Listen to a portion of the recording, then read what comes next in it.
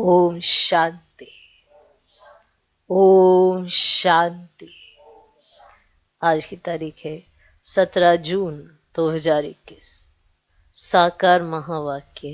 बाबा कहते, मीठे बच्चे, तुम पारलौकिक बाप को यथार्थ रीति जानते हो। तुम पारलौकिक बाप को यथार्थ रीति जानते हो, इसलिए तुम्हें ही सच्चे प्रीत बुद्धि व आस्तिक कहेंगे। बाबा कहते, मीठे बच्चे, तुम पारलौकिक बाप को यथार्थ रीति जानते हो, इसलिए तुम्हें ही सच्चे प्रीत बुद्धि व आस्तिक कहेंगे। आज का प्रश्न, बाप के किस कर्तव्य से सिद्ध होता है कि वह भक्तों का रक्षक है? बाप के किस कर्तव्य से सिद्ध होता है कि वह भक्तों का रक्षक है? उत्तर, सब भक्तों को रावण की जेल से छुड़ाना।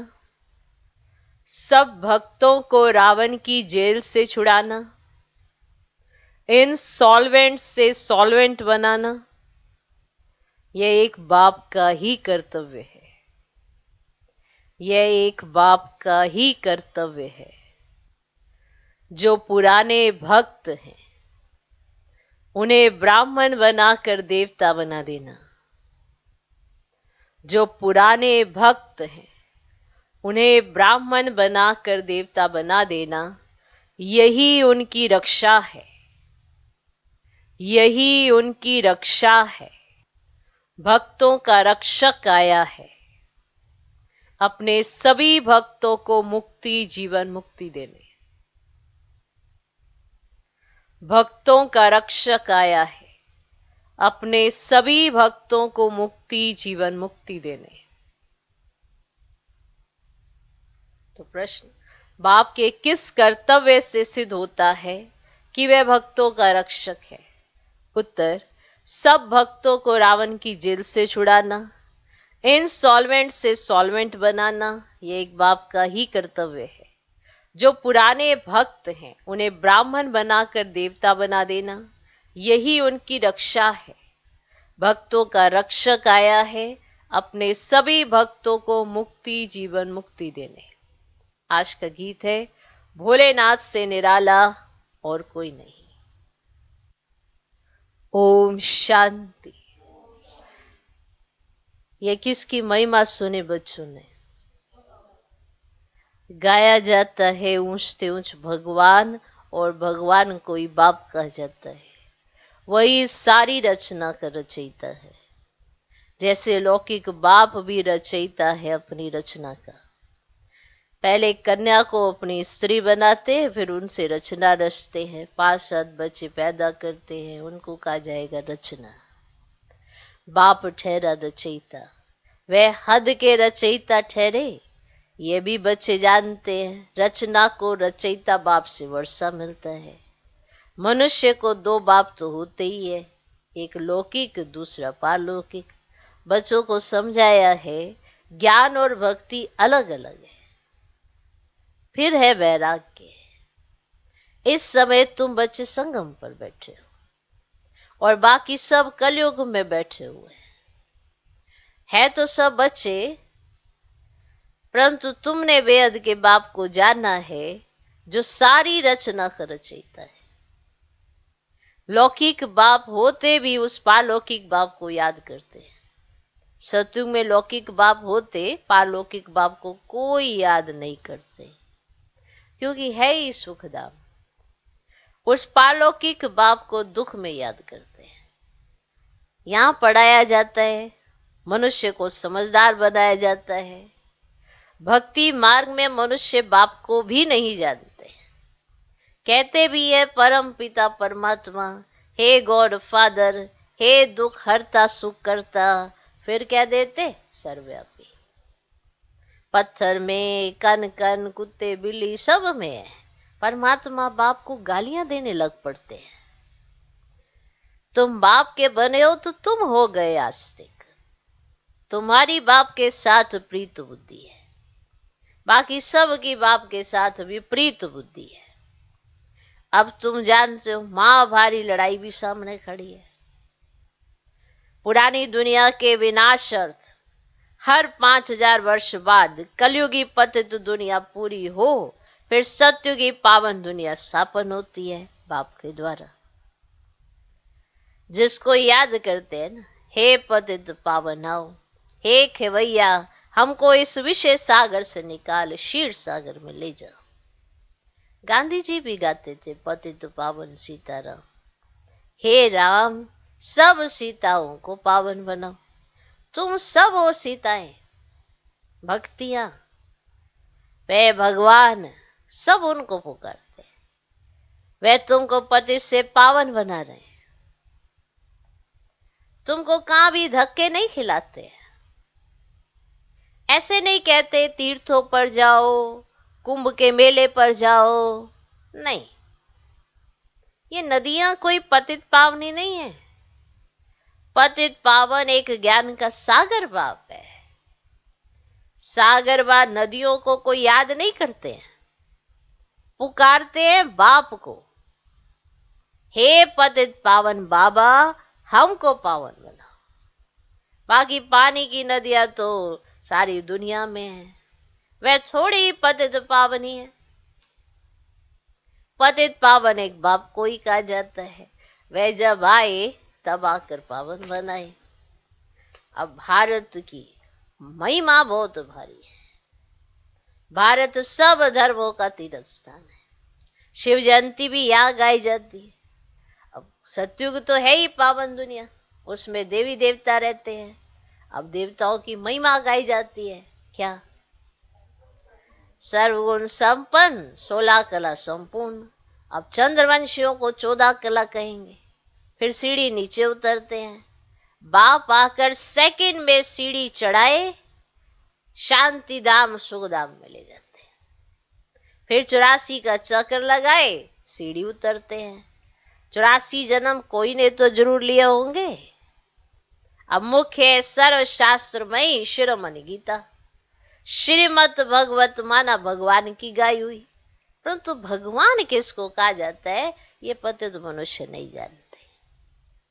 पतित पावन सर्व का सदगति दाता एक निराकार शिव ही है, परंतु वे कब आया ये कोई नहीं जानते। बाबा आप ही आकर अपना परिचय देते हैं। अब देखो ये बच्चे और बच्चियां दोनों बाबा कहते हैं। अब गाया भी तो जाता है ना, तुम माता पिता हम बालक तेरे। अब तुम्हारे इस राजयोग सीखने से सुख घनेरे मिलते हैं। तुम यहाँ आते ही हो ना वेद के बाप से, स्वर्ग के 21 जन्मों का वर्षा पाने। अब शिव जयंती भी भारत में ही बनाते हैं, रावण भी भारत में ही दिखाते हैं, परंतु अर्थ कुछ भी नहीं जानते। शिव हमारा वेद का बाप है ये एक भी नहीं जानते, सिर्फ शिव की पूजा करते रहते हैं।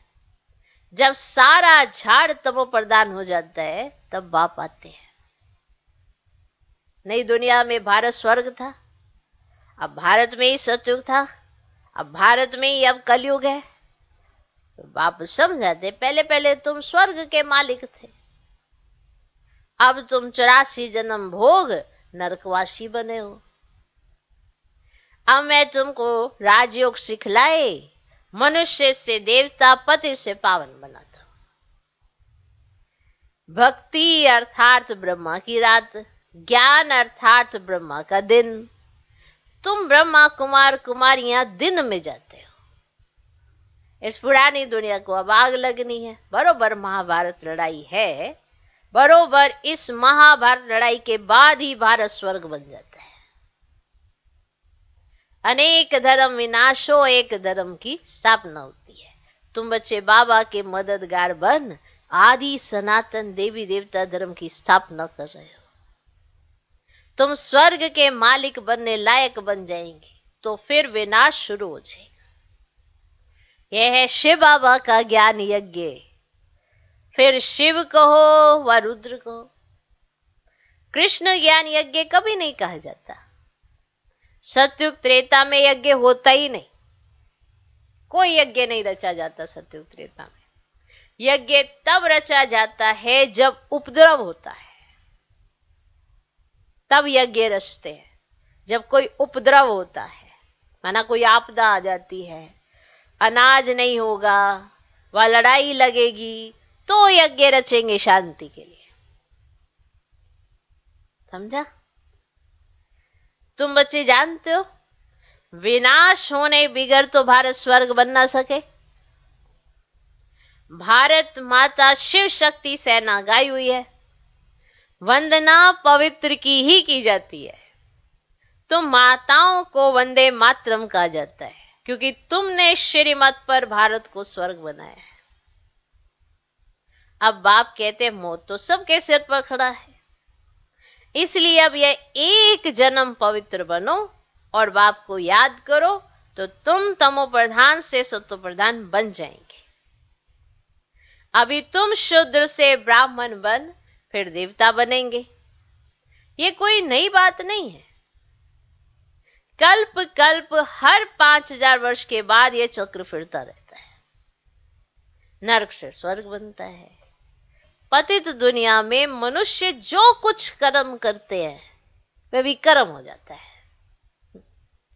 मनुष्य समझते हैं हम तो कोई भी कर्म ही नहीं करते, हम तो किसी का बुरा ही नहीं करते, हम किसी को बुरा भला कहते ही नहीं है, हम तो ऐसा कोई भी कर्म करते ही नहीं है। जब दुनिया पतित है तो कर्म तो कर रहे हो, और पतित दुनिया में जो भी कर्म किए जाते हैं वो विकर्म कहलाते हैं, क्योंकि ना तो अपना ज्ञान है, ना इस वर्ल्ड ड्रामा का ज्ञान है, ना सही तरह से कर्मों का ज्ञान है। तो जब सही तरह से कर्मों का ज्ञान ही नहीं, तो वो सारे कर्म क्या बनते हैं? विकर्म। कहते हमने किसी को बुरा भला कहा ही नहीं, बस सोचा सोचा है। सोचना भी तो कर्म है, संकल्प रचना भी तो कर्म है। कितना हम कहते हैं कि हमने ऐसा किसी को कुछ नहीं कहा, लेकिन अगर हमने सोच लिया तो क्या उस कर्म का हिसाब नहीं बनता? अगर हम अच्छा सोचते हैं तो हमारे श्रेष्ठ कर्मों में कहा जाता है, और अगर हम बुरा सोचते हैं, बुरा बोलते हैं, तो वो किस में कहा जाता है? वो भी कर्म नहीं होता अगर हम बुरा सोचते हैं, होता है ना? फिर इतनी डिटेल क्यों कि हमने तो कुछ कहा ही नहीं, हम तो किसी को कुछ कहते ही नहीं। दुनिया पतित है, बाबा ने कर्म अकर्म विकर्म की गति समझाई है। बाबा ने यह भी बताया है कि विकर्म कैसे बनते हैं, और यह भी बताया है कि विकर्म विनाश कैसे होते हैं। तो कितना ध्यान देना पड़े, पर हम अपने चिंतन पर कम ध्यान देते हैं, हमारे संकल्पों पर हमारा ध्यान कम है, और अगर कम है तो फिर विकर्म तो होते ही जाते होंगे। क्योंकि अगर संकल्पों पर ध्यान कम गया तो संकल्पों से भी तो विकर्म होते हैं। अब तो आपको सूक्ष्म से सूक्ष्म हो जाना चाहिए। क्या अभी भी आप शब्दों को बोलने को ही कर्म कहते हैं कि अगर शब्दों से बोल दिया, कर्म से कर लिया तो ही वो विकर्म होगा, और अगर सोच लिया तो वो विकर्म नहीं होगा? कितना सूक्ष्म हो जाना चाहिए कि हर घड़ी हमें हमारे संकल्पों पर भी ध्यान देना चाहिए। अगर संकल्पों पर ध्यान होगा तो बोल पर ऑटोमेटिकली ध्यान आ जाएगा, वो अपने आप ही अच्छे हो जाएंगे, और कर्म तक तो पहुंचेंगे ही नहीं। सही है ना? तो संकल्पों से कब अटेंशन देना शुरू करेंगे, जरूर सोचना। क्योंकि समय ऐसा है कि इस समय पतित दुनिया में सबसे क्या होते रहते हैं? विकर्म। इसे दुनिया क्या कहती है? हम तो किसी को बुरा कहते ही नहीं, लेकिन सोच जरूर लेते हैं। और बाबा हमें सिखाते हैं ना बुरा सोचो, ना बुरा बोलो, ना बुरा देखो, ना बुरा करो। तो सोच तो पहले आती है, बाकी सब चीजें तो बाद में आती है। आप जो भी शब्दों का प्रयोग करते हैं पहले सोचते हैं तभी करते हैं। बिना सोचे कोई भी शब्द मुख से ऐसे तो नहीं निकल जाता। ठीक है, ये तो हमारा इंटेंशन नहीं था, ऐसे ही निकल गया, ऐसे कभी निकलता ही नहीं है।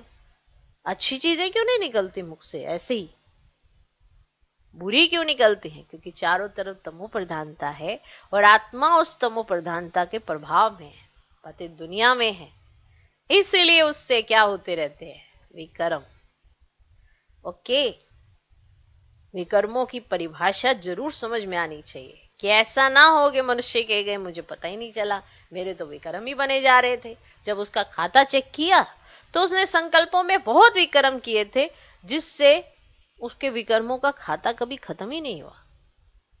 तो जरूर चेक करना।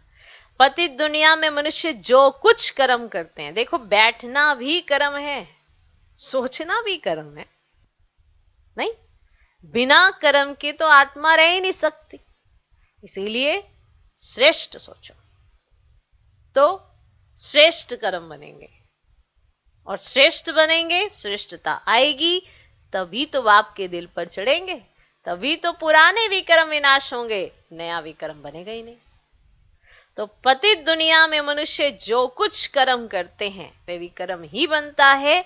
बाप कहते हैं 5000 वर्ष पहले भी तुमको कर्म अकर्म विक्रम की गति समझाई थी। अब ये गति क्या है? माना कौन से कर्म सुकर्म कहलाए जाते हैं, कौन से कर्म अकर्म कहलाए जाते हैं, कौन से कर्म विकर्म कहलाए जाते हैं, ये कर्मों की गति अति गुह्य है। इसकी सारी समझ बाबा ने मुरलियों में दी है। कोई ये नहीं कह सकता कि मुझे कर्म अकर्म विकर्म की गति नहीं समझाई गई है, रोज समझाई जाती है। अब फिर से तुमको समझाता हूं। मैं परम पिता परमात्मा निराकार तुम्हारा बाप हूं। यह शरीर जिसका हमने आधार लिया है, यह कोई भगवान नहीं है। मनुष्य को देवता भी नहीं कहा जाता, तो मनुष्य को भगवान कैसे कह सकते हैं? बाप समझाते हैं तुम 84 जन्म लेते लेते नीचे सीढ़ी उतरते आए हो, ऊपर कोई जा ही नहीं सकता। सभी पतित बनने का ही रास्ता बताते हैं, खुद भी पतित बनते जाते हैं। तब बाप कहते हैं उनका भी उद्धार करने मुझे ही आना पड़ता है। यह है रावण राज्य, तुम अभी रावण राज्य से निकल आए हो, धीरे धीरे सबको पता पड़ेगा। ब्राह्मण बनने बगैर शिव बाबा से वर्षा ले नहीं सकते। बाप है ही दो, एक निराकारी बाप, एक साकारी बाप। वर्षा मिलता है एक साकारी बाप से साकारी बच्चों को, और फिर निराकारी बेहद के बाप से वर्षा मिलता है निराकारी आत्माओं को। अब तुम बच्चे जानते हो मीठे मीठे शिव बाबा से हम 21 जन्म के लिए सुखधाम का वर्षा लेने आए हैं। विश्व के मालिक बनते हैं योग बल से, कोई हथियार आदि नहीं है। तो बाप से योग लगाए विक्रम विनाश कर विष्णुपुरी के मालिक बनते हैं। अब अमर लोक में जाने के लिए अमर कथा सुन रहे हैं। वहां अकाल मृत्यु कभी होता नहीं, दुख का नाम और निशान नहीं। तुम बच्चे आए हो श्रीमत पर चल बेहद के बाप से श्रेष्ठ ते श्रेष्ठ देवी देवता बनने। यह कोई शास्त्रों का ज्ञान नहीं है। अब दिखाते हैं विष्णु की नाभि से ब्रह्मा निकला, उनके हाथ में फिर शास्त्र देते हैं। बाप कहते हैं ब्रह्मा द्वारा मैं तुमको सारी रचना के आदि मध्य अंत का ज्ञान सुना रहा हूं। मैं ही ज्ञान का सागर हूं। अब गाते भी है ज्ञान सूर्य प्रगटा, अज्ञान अंधेर विनाश। अब सत्यु में अज्ञान होता ही नहीं। वह सचखंड था तो भारत हीरे जैसा था, हीरे ज्वारतों के महल बनते थे। अभी तो मनुष्यों का पूरा खाने के लिए भी नहीं है, माना पूरा खाने के लिए भी नहीं मिलता मनुष्यों को। इन सॉल्वेंट विश्व को फिर सॉल्वेंट कौन बनाए? वे बाप का ही काम है, बाप को ही तरस पड़ता है। कहते हैं तुमको राजयोग सिखाने आया हूं। नर को नारायण, नारी को लक्ष्मी बनाता हूं। भक्तों का रक्षक है ही बाप। तुमको रावण की जेल से छुड़ाए सुखधाम में ले जाता हूं। कितना वंडरफुल पार्ट है परमात्मा का। अभी आपके अंदर फिक्स हो जाएगा, फिर भक्ति मार्ग में आप उन्हें याद करोगे। अभी हमारे अंदर फिक्स हो जाएगा कि भगवान का ये पार्ट कितना वंडरफुल है, जिससे मनुष्य को देवता बना देना। कोई एक जादू की छड़ी घुमा के नहीं, सब कुछ प्रैक्टिकल सिखाए, सब कुछ इस जीवन में कराए। वंडरफुल। तो नर को नारायण, नारी को लक्ष्मी बनाता हूं। भक्तों का रक्षक है ही बाप। तुमको रावण की जेल से छुड़ाए सुखधाम में ले जाता हूं। सारी दुनिया में जो ब्राह्मण बनेंगे वही देवता बनेंगे। ब्रह्मा का नाम भी वाला है, प्रजापिता ब्रह्मा। तुम ब्राह्मण हो सबसे उत्तम, तुम भारत की सच्ची रूहानी सेवा कर रहे हो। बाप की याद से विक्रम विनाश होंगे और कोई रास्ता नहीं है पति से पावन बनने का। याद से ही खाद भस्म होगी। सोनार लोग जानते हैं सच्चा सोना झूठा सोना कैसे बनता है। उसमें चांदी तांबा लोहा डालते हैं। तुम भी पहले सत्व प्रधान थे, फिर तुम्हारे में खाद पड़ती है, तमो प्रधान बन पड़े हो। अभी तुम सत्व प्रधान बनना पड़े, तब सत्युग में जा सकेंगे। बाप कहते कोई भी देहधारी को याद नहीं करो। ग्रस्त व्यवहार में रहते एक बाप के सिवाय और कोई को याद नहीं करो तो तुम स्वर्गपुरी के मालिक बन जाएंगे। स्वर्ग अथवा विष्णुपुरी थी, अब रावणपुरी है, फिर विष्णुपुरी बनेगी जरूर। साधु संत आदि सबका उद्धार करने आता हूं। तभी तो कहा जाता है यदा यदा ही धर्मस्य। ये भारत की ही बात है। सर्व का सद्गति दाता मैं एक बाप शिव हूं। शिव रुद्र सब उनके ही नाम है, अदा नाम रख दिए। बाप कहते हैं मेरा असली नाम तो एक ही है, शिव। मैं शिव हूं। तुम सालीग्राम बच्चे हो, तुम आधा कल्प देह अभिमानी रहे हो, अब देही अभिमानी बनो। एक बाप को जानने से बाप द्वारा तुम सब कुछ जान जाते हो। एक बाप को जानने से बाप द्वारा सब कुछ जान जाते हो। मास्टर ज्ञान सागर बन जाते हो। अच्छा, मीठे मीठे सिकिलदे बच्चों प्रति माता पिता बाप दादा का याद प्यार गुड मॉर्निंग। रूहानी बाप की रूहानी बच्चों को नमस्ते। हम रूहानी बच्चों की भी रूहानी बाप को नमस्ते नमस्ते नमस्ते। Good morning good morning good morning. धारणा के लिए मुख्य सार पहला पॉइंट, श्रीमत पर चलकर श्रेष्ठ ते श्रेष्ठ देवता बनना है। श्रीमत पर चलकर श्रेष्ठ ते श्रेष्ठ देवता बनना है। सारे विश्व की सच्ची सच्ची रूहानी सेवा करनी है।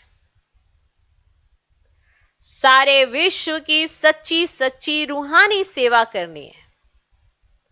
आदि सनातन देवी देवता धर्म की स्थापना में बाप का पूरा मददगार बनना है। आदि सनातन देवी देवता धर्म की स्थापना में बाप का पूरा मददगार बनना है।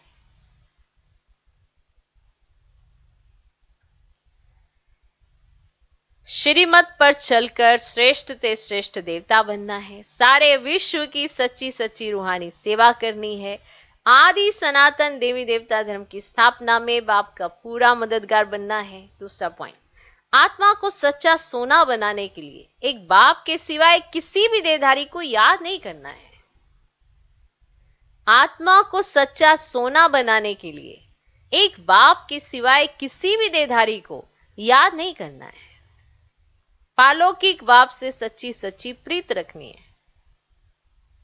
पालौकिक बाप से सच्ची सच्ची प्रीत रखनी है। आत्मा को सच्चा सोना बनाने के लिए एक बाप के सिवाय किसी भी देहधारी को याद नहीं करना है। पालौकिक बाप से सच्ची सच्ची प्रीत रखनी है। आज का वरदान, अंतर्मुखी बन अपने समय और संकल्पों की बचत करने वाले विघ्न जीत भव। अंतर्मुखी बन अपने समय और संकल्पों की बचत करने वाले विघ्न जीत भव। अंतर्मुखी बन अपने समय और संकल्पों की बचत करने वाले विघ्न जीत भव। कोई भी नई पावरफुल इन्वेंशन करते हैं तो अंडरग्राउंड करते हैं। आप भी जितना अंतर्मुखी अर्थात अंडरग्राउंड रहेंगे उतना वायुमंडल से बचाव हो जाएगा। मनन शक्ति बढ़ेगी और माया के विघ्नों से भी सेफ हो जाएंगे। बाह्य मुक्ता में आते भी अंतर्मुखी हर्षित मुख आकर्षण मूर्त रहो। कर्म करते भी ये प्रैक्टिस करो तो समय की बचत होगी, और सफलता भी अधिक अनुभव करेंगे। फिर से सुनो, कोई भी नई पावरफुल इन्वेंशन करते हैं तो अंडरग्राउंड करते हैं। आप भी जितना अंतर्मुखी अर्थात अंडरग्राउंड रहेंगे उतना वायुमंडल से बचाव हो जाएगा, मनन शक्ति बढ़ेगी और माया के विघ्नों से भी सेफ हो जाएंगे। बाह्य मुक्ता में आते भी अंतर्मुखी हर्षित मुख, अंतर्मुखी हर्षित मुख आकर्षण मूर्त रहो। कर्म करते भी ये प्रैक्टिस करो तो समय की बचत होगी और सफलता भी अधिक अनुभव करेंगे। आज का स्लोगन, बीमारी से घबराओ नहीं, उसे दवाई रूपी फ्रूट खिलाकर विदाई दे दो। बीमारी से घबराओ नहीं, उसे दवाई रूपी फ्रूट खिलाकर विदाई दे दो।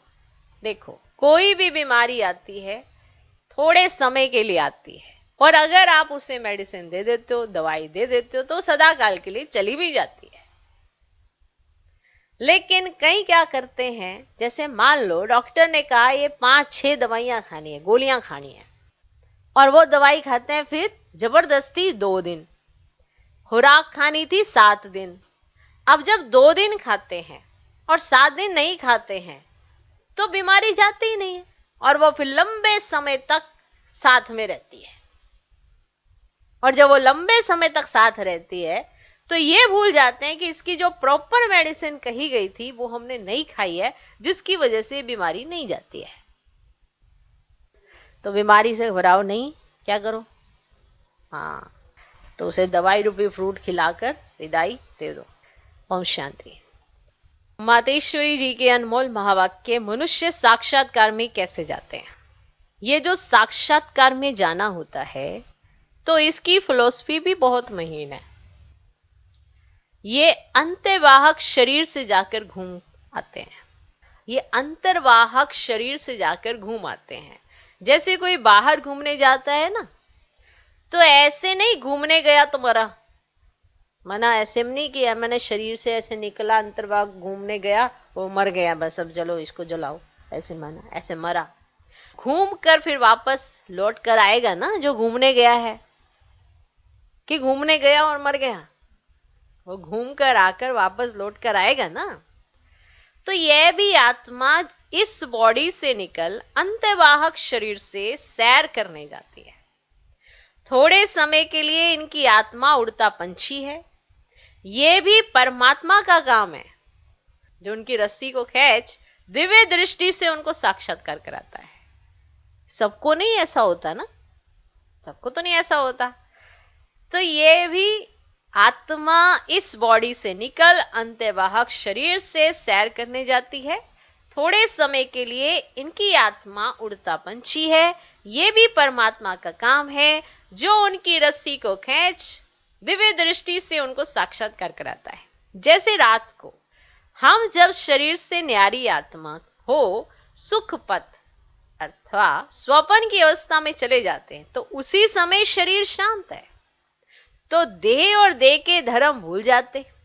परंतु ऐसे नहीं कि कोई शरीर मर गया, फिर जब जागृत में आता है तो उस रात के सपने की अवस्था का वर्णन कर सुनाते हैं कि आज हमने रात को ऐसे वाला सपना देखा, सुनाते हैं ना।